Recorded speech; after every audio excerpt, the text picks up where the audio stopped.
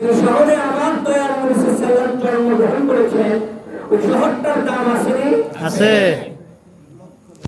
তারপরে আবার এই শহর থেকে আল্লাহর হাবিব চলে গেলেন মদিনাতুল মুনাওয়ারায়। ওই শহরটার নাম আছে।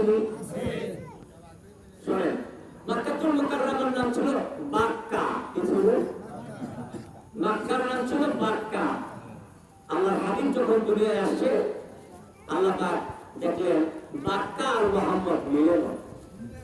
তো কি মিলে না? আল্লাহ পাক বললেন কি, বাক্কারে মক্কা বানায় দিলেন। মানে আমার নবীর নামের শুরুতে মুহাম্মদ, আল্লাহ পাক বাকে মিম দ্বারা পরিবর্তন করে দিলেন। পরে সুবহানাল্লাহ। মক্কাতুল মুকাররমা একটা এমন শহর ছিল, চতুর্দিকে পাহাড় আর পাহাড়। আল্লাহর হাবিবের কারণে এটা এত উন্নত হয়েছে। আজকে যান মক্কায়, কোনো কিছুর অভাব নেই, খানা পানির অভাব নেই। সারা পৃথিবীতে যে খানা পাবেন না, এটা মক্কা মদিনায় পাবেন। কারণ মক্কাতুল মুকাররমার জন্য দোয়া করে গেছেন ইব্রাহিম আলাইহিস সালাম, আর মদিনাতুল মুনাওয়ারার জন্য দোয়া করেছেন আমার নূর নবী সাল্লাল্লাহু আলাইহি ওয়াসাল্লাম। সুবহানাল্লাহ।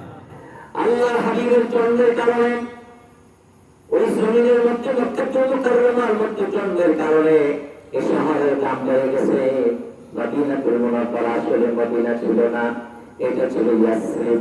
এটা একটা জঙ্গল ছিল, ওই জঙ্গল